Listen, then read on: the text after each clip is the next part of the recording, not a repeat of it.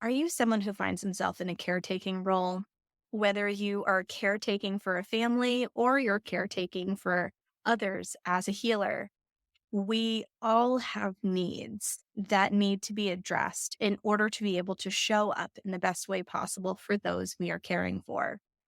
Join me this week as I sit down with the incredible Dr. Lisa Parsons as we talk about how important it is to fill your own cup and how small a gesture could be made in order to do that every single day so that you can show up in the best and brightest way possible. Hi, I'm Adrienne Irizarry. I'm an Eastern medicine practitioner who is passionate about women's health and helping women live their best lives. My goal is to put you in the driver's seat of your menstrual health, offering period solutions for a symptom-free life. Statements made in this program are for educational purposes only and not intended as a substitution for medical consultation or advice. We do not claim to diagnose, treat, or cure any diseases. This podcast is inclusive and welcomes all gender identities. The focus of the program is on biological function, and we will use the term women throughout, but it is referencing physiological and social challenges for biology, not identity. Come as you are, I am happy you're here and welcome all performances of identity. I hope you find something helpful in this show.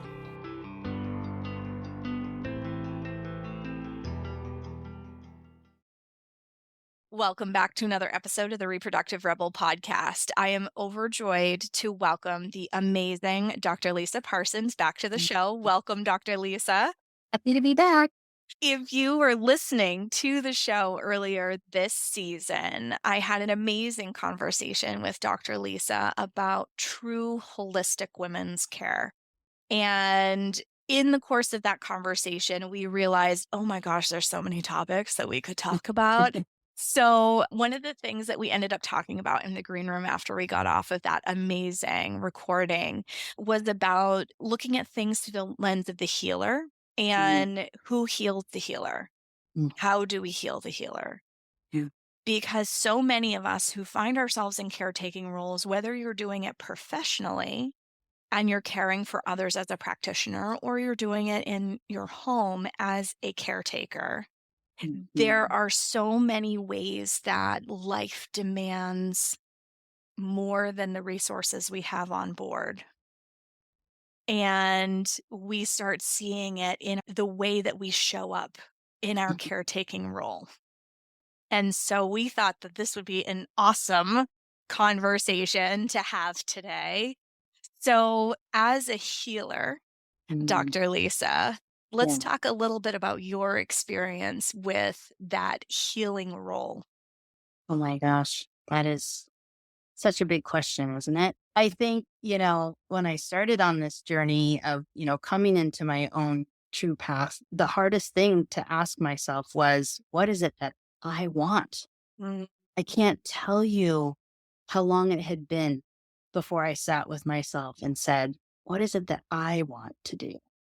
Because so much of my practice was just giving it all away because we care, right?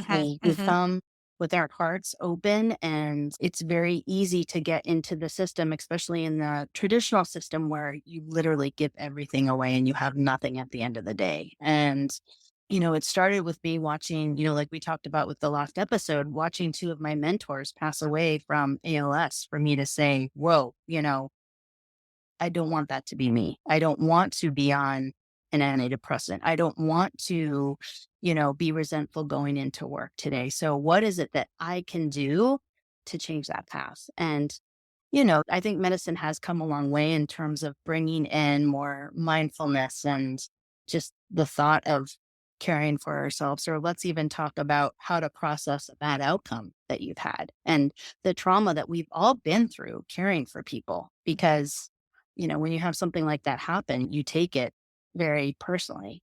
So I think that it's just a multiple layer answer when it comes to what do you do for yourself? Because I think it's a lot of unlearning of your current care systems that are not working. You just get to a point where you're like, I can't do this anymore. Mm. And, I hope that for all the providers that are out there that are, burning the candle at both ends, they're feeling stuck in their jobs, they're feeling resentful going to work, they're feeling burnt out, they've got trauma. Like we need to, as healers, support each other and talk about it. Cause that's the other thing. We Mm. want to put on our, superwoman cape and be like, oh, yeah, I can power through and do it. But that's not reality, right? Where a lot of us are hurting inside that aren't talking about it. And so I think that's where we start is just by acknowledging that we deserve to treat ourselves as good, actually better than we're treating our patients. Because if you can't show up for yourself, you are not doing anyone any service. And I'm still learning that. So, Oh, you raised so many good points. I want to come back to the superhero cape. mhm, Oh man, do we yeah. try to completely blanket ourselves in that outfit on a regular Mhm, basis?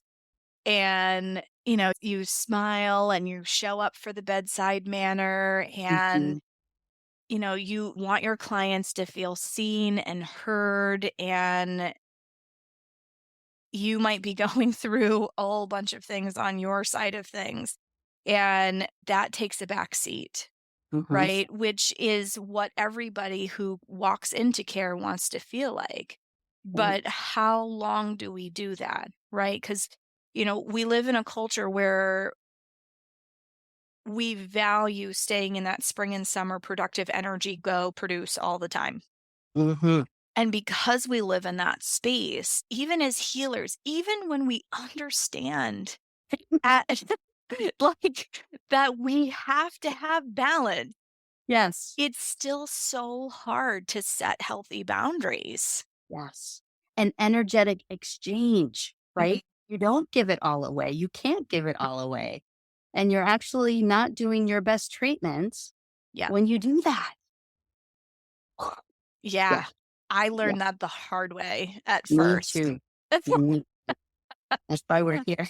Absolutely. This is why this conversation must happen because, like, I used to come home totally fried. Some of it was the fact I hadn't learned how to energetically protect myself from, Mhm. being a highly sensitive person and an empath. Like, I took on everybody's everything and I felt it as if I was them, and Yes. by the end of the day, I would come home and my husband's like, "You're dead, like, all the Mhm. time."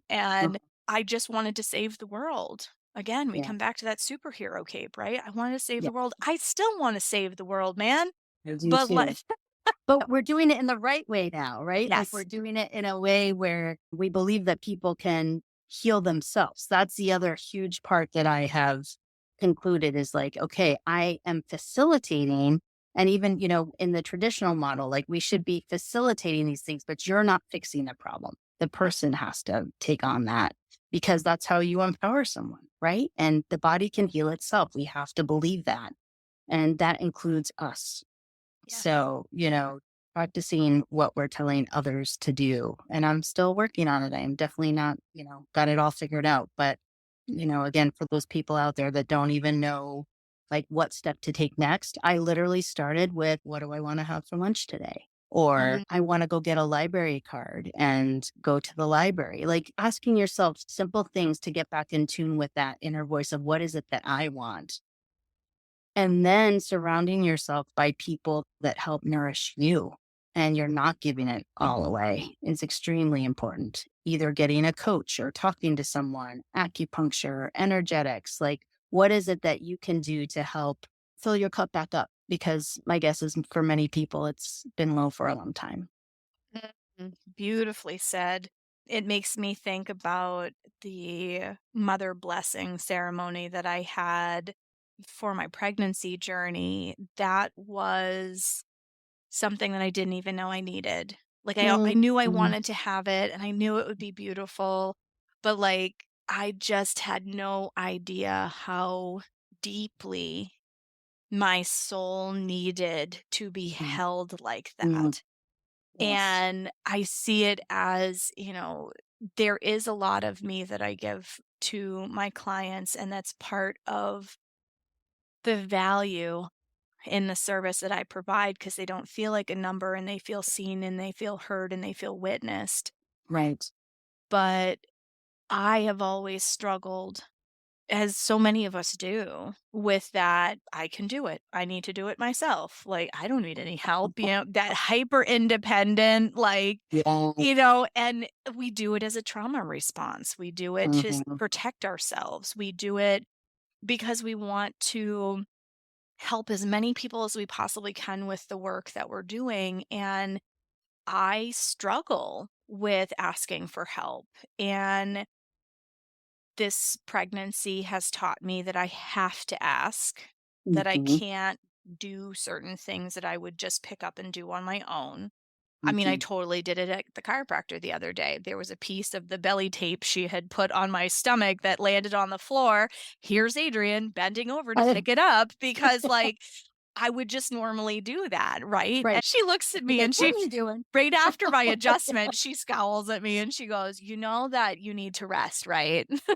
Like, you would tell your own clients this, and it's It's so so true. interesting. Yes. Mhm. Yep, Um, walking my talk. It's something that I am conscious of every single mhm. day, and I have to take a step back and go, "So what would I tell my clients in this situation?" And that's huge. Yeah. Mhm. Absolutely. So, and I loved your point about what am I gonna have for lunch today? Mhm. I was Because notorious for working through lunch. before you ate it and didn't taste it at Yeah, all, right? exactly. And you Yes. weren't feeding yourself with healthy choices that were good for us because it was like, "Okay, I waited too long and now I'm gonna eat the junk on the counter," Yep. right? I didn't even taste it. Yeah, I've been there. I was like, "Ooh, I feel seen right now." But it's true, and it doesn't have to be big things. No. Little things like making sure that you're eating 3 meals, Mhm. making sure that you're taking breaks when you have them scheduled in, because that's the other thing. My lunch break, I extended it to be almost 2 hours because I know I have a hard time transitioning out. So I had Yeah, to provide myself that 30-minute buffer to, like, deal with emails and so phone smart. messages and that kind of stuff. But then Mhm. I could really, like, get up and step away from my desk and eat in a thoughtful way and go for a walk. Ah, so good. And, that I can't believe how much just those little things alone changed Right. how I felt. Mhm. Because you're taking it just a little bit back to remind yourself, like, that you matter. Mhm. Healers need healers too. Yes. We need a Yes. care team as much as we need a village. It's so true. It's so true. And I do, I go for acupuncture. I've got my intuitive coach. I am being more mindful with my choices now. And you're right. Those things make a big difference because you do need that encouragement and that reminder of like, you don't have to pick that up by yourself. No, okay. I hard. Yeah. Oh, they do. Oh, they do, especially when you're just like it becomes such a default response to bend and pick up the thing, to Mhm. just pick up whatever it is that needs to happen and run with it. It's a rewiring. It's like you said, an unlearning. Huge unlearning. And we're unlearning the societal expectations that so many of us had deeply hardwired into our bodies. And, like, Mhm. I look at it too, like, it's part of my cultural identity. Like, Yes. I have a Franco American background, and you were defined by working hard. Like, it was part of your self-worth, Yes. man. Oh, for sure. Definitely. In the medical field is also like, yes, productivity is equal to worth. What do you Exa mean you want a lunch break? What do you mean, exactly. you need that time off? And the thing is we're not robots. No. We're not, and Mhm. the more that we treat our bodies, mind, body, and soul, the more we Mhm. treat our bodies like little robots, the sicker we get. The harder it is for us to show up, the quality of the work that we so desperately want to provide for care for our and I keep using the word clients, but this whole conversation can be laid over being a caretaker at home too. Oh, yes. because, stay-at-home moms and single parents, they're unsung heroes. Like, they put so Mm, much of their vital energy into the care of others or those who are caring for a family and maybe a sick extended family member. For example, like, it's a lot on your physical body as well as your energetic body, and both need to be held. mhm. And then the guilt. Let's talk about the guilt that comes up. Oh, I mean, guilt and shame. Yes, guilt let's and dive shame. in. I mean, we are so good at guilting ourselves when we do take that time, or we are, here's the other thing, comparing ourselves to what is on either social media or the neighbor next door that, we are so good at beating ourselves up. And it's very sad. It makes me very sad, because it's just unnecessary. And like you said, it's a lot of unprogramming to be like, wait, I'm actually a better person, a better provider Mm. when I'm doing these things, and my worth is not associated with productivity. Yes, Yeah. it's quality, Mhm. right? Yes. We want every single interaction that we have to be of the best quality, whether it's the first appointment of the day or the end of the day, Yeah. and it's hard. And you know what's so interesting? What I've noticed is that the more that I do pay attention to myself and show up authentic, taking care of myself, practicing in my own true path, the people find you. Like, the productivity is going to increase just by what you are bringing as a human. Mhm. So everything that's taught to us about marketing, ideal client, all that stuff, it's like, really, truly, when you are in alignment, when you are happy with how you are showing up, the rest falls into place like easily. Oh, And 100%. yeah, that's been a lot for me because just as a small business owner, so much went into the beginning of, getting your name out there, marketing, all this stuff. And yes, that it does take some of that, but the majority of it is just you showing who your authentic self is. And then the people see it and the providers around you see it. And, as a woman, people also want that for themselves. So if you show up that way, you show that it's possible, right? And we demystify the process of self care and authenticity. I love that. It's kind of like Mhm. that when Harry met Sally, I'll have what she's having. Yeah. That's right. It's true. It is true. It is really Yes. true, and to your point, I did the same thing, like, I came out of a marketing and public relations world when Mhm. I made the transition, and, I started in the job market right out of graduate school when the market crashed in '08. So you took what you could take because, you needed Mhm. to live, minor detail, Mhm. and I knew that there was something calling me at Mhm. that time. I didn't have a clear sense of what exactly yet. I just knew that I was working the job until I figured it out. Mhm. And, but came with those skills. And at the very beginning, I started creating my practice with the best practices that I knew from working in a corporate environment, Mhm. right? Mhm. And it works to a point. Yeah. It works Mhm. to a point, but then Mhm. I started looking at my business through the lens of feminine energy. Mhm. And I'm like, my vibe really does attract my tribe. Yeah. And I started manifesting with the moon and Mm. Yeah. presenting myself just as I truly was, which was the practitioner that I couldn't find. Mhm. And the more that I was really truthful about struggles going on in my life. Like, I was really Mm. quiet for many years in the early part of my practice about my recurrent loss journey. Mhm.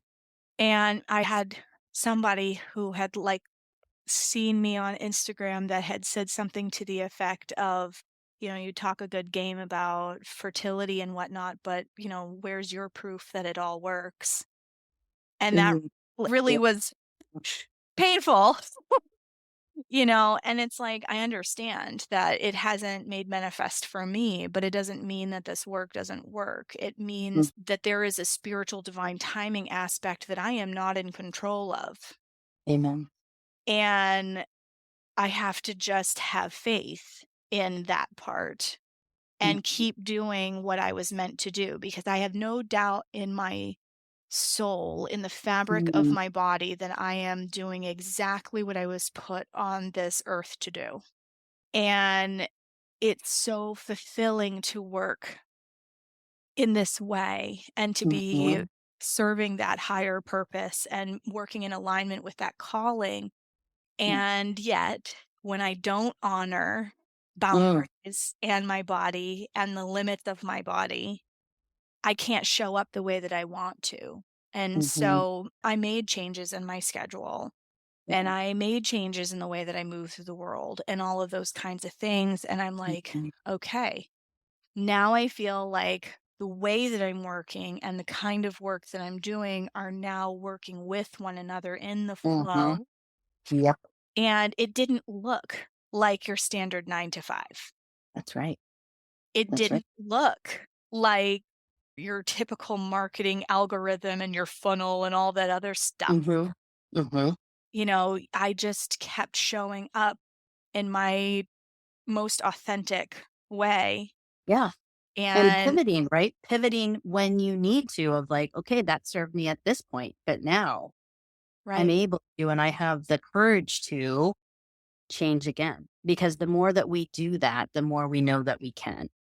Yeah. And it will only become more clear as we go through our lifetime. That's Yeah. possible. Absolutely. Mhm. And it's being able to make that hard choice Mm. because it was hard. It is hard.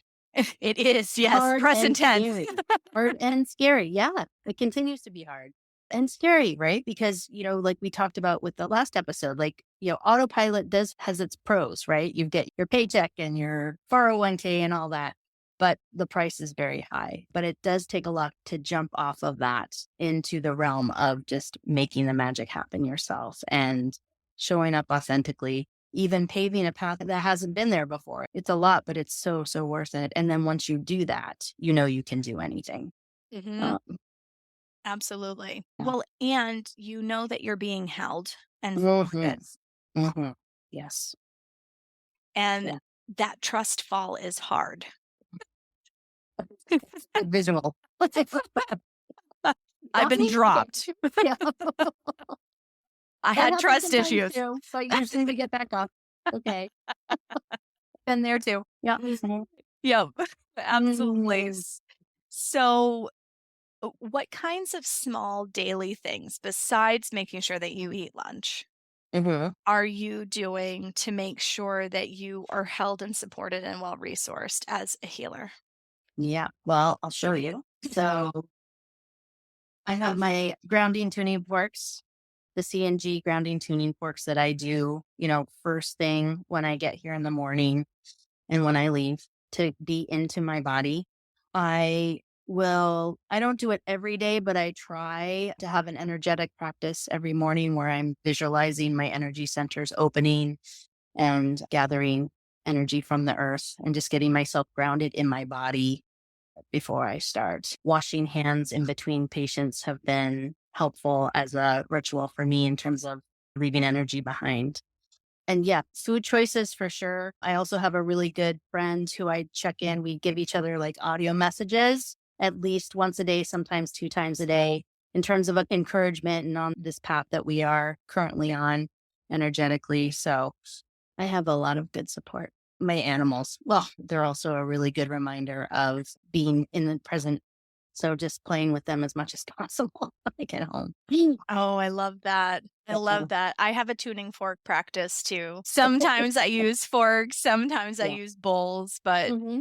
coming home to self. One thing that's been really helpful for me, and I wanted to ask Dr. Lisa what she did, and I'm throwing some of what I do out there to just give you all a place to brainstorm, like what would feel nourishing to me, what would help me come home to myself. And one really powerful thing for me, and I did it for health reasons as well as energetic reasons.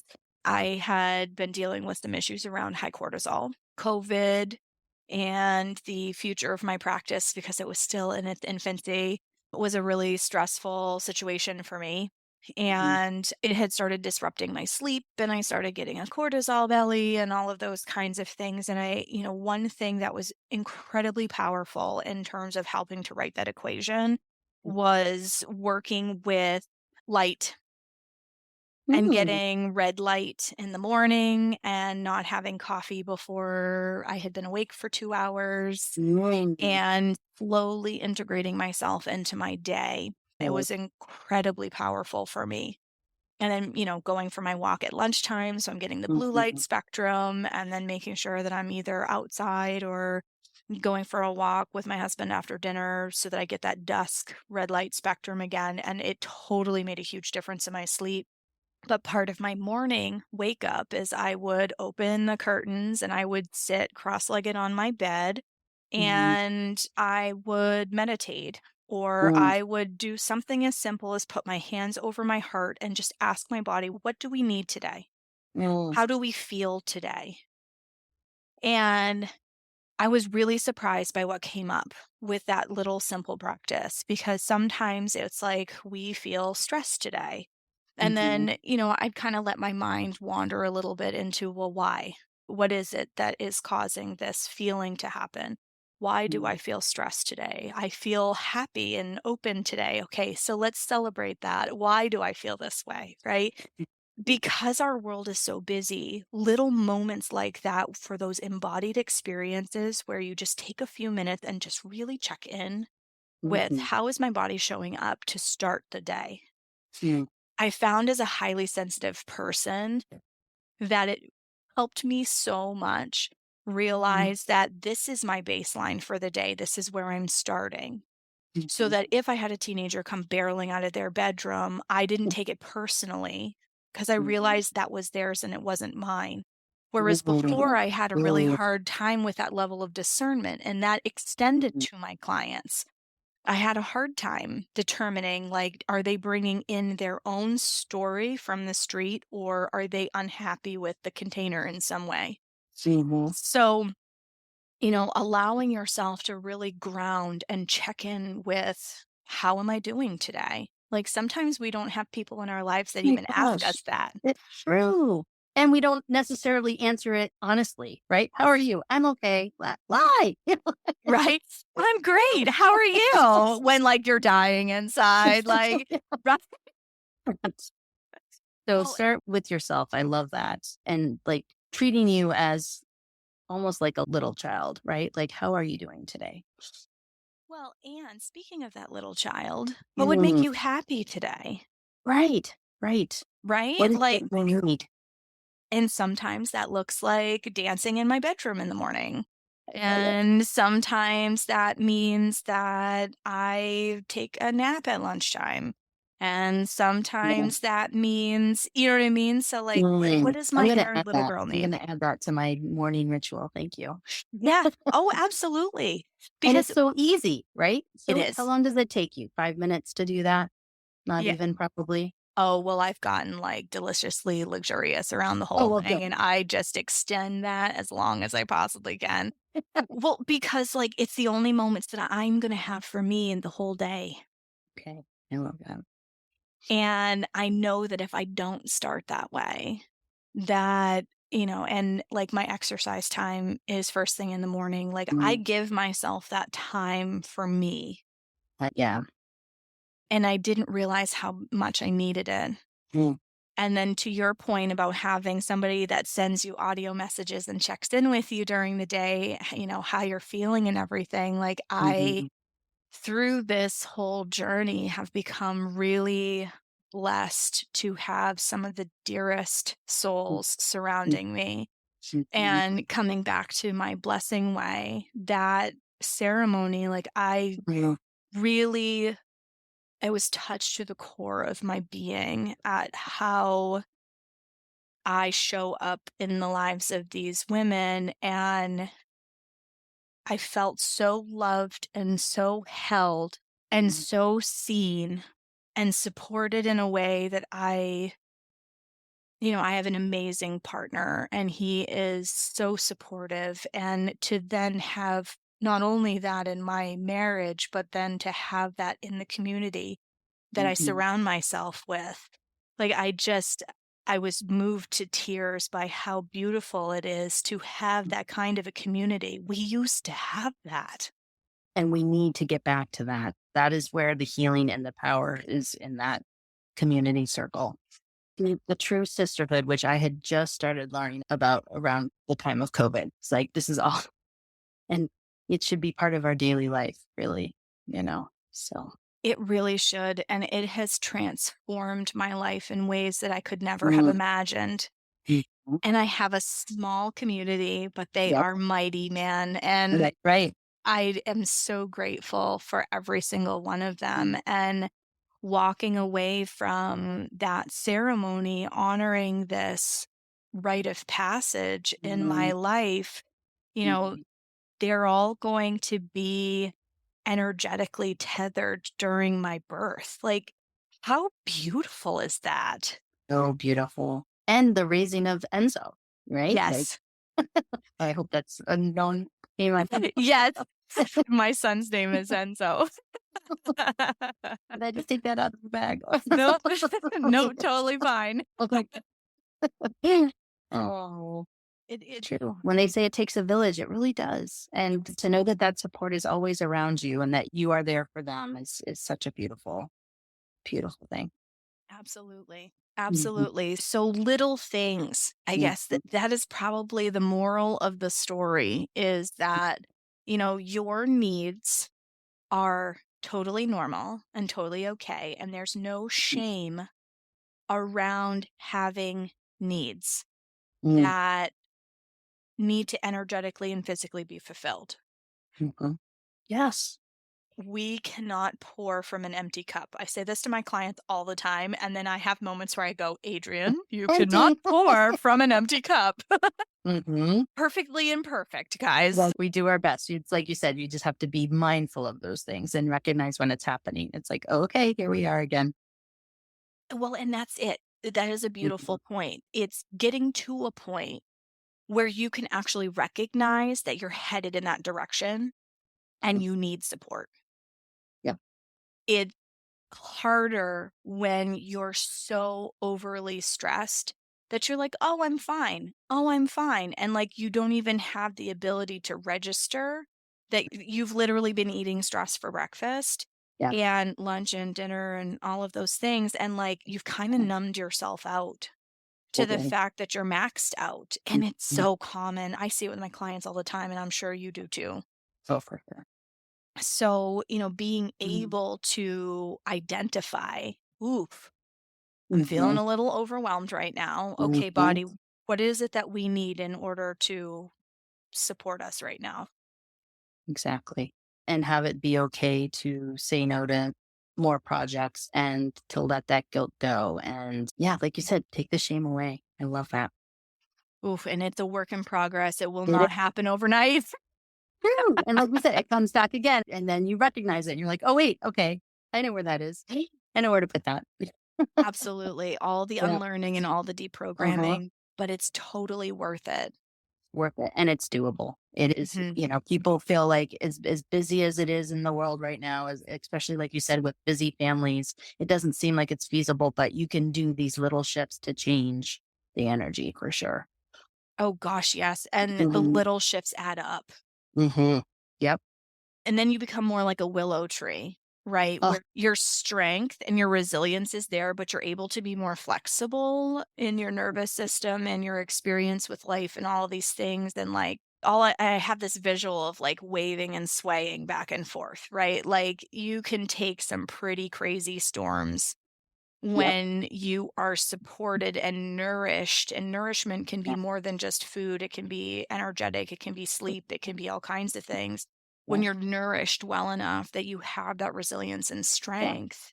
And rooted, right? That's the other thing with willows. And it's funny, I've been bringing that up with quite a few patients recently. It's like those strong and extending roots that you don't even know are there will hold you during the hardest storms. And the willow is such a beautiful tree. And I Mhm. think is a perfect symbol of what we're talking about.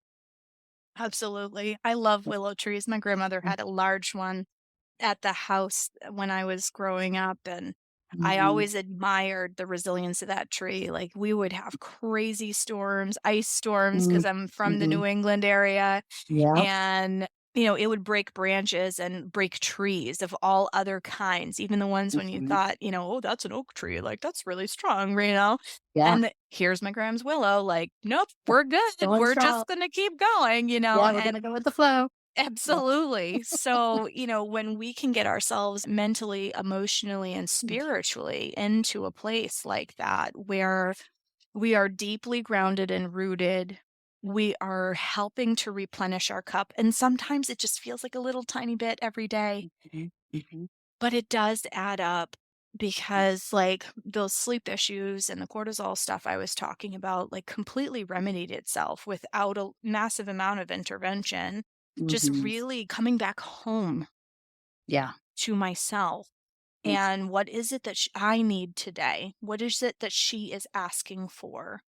And honoring that and getting less self conscious about advocating for it, Right. because that was so hard for so long, because I would Yes. feel guilty. We come back to that guilt and shame, right? I I would know. feel guilty saying, "Oh, I need to nap right now. I need to rest right now." Like, I know. But in other cultures, it's like built into their system, right? Like if we were right? in Italy, we would be taking a 2-hour nap every day, but it's in this particular country that it's so detached, right? So going back to that, that it's okay and that, yes, doesn't define us. Yeah. And if anything, it enhances what we're capable of doing. Yes. 100%.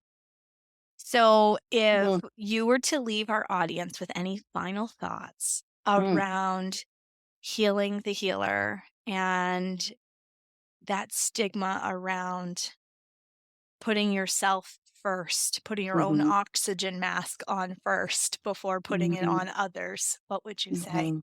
Just that I wish I learned this sooner. I just hope that all the people who are watching just recognize how our own lives are so important in this world, that we matter, and just to love ourselves because really love is all that matters. So I here we love are that. now.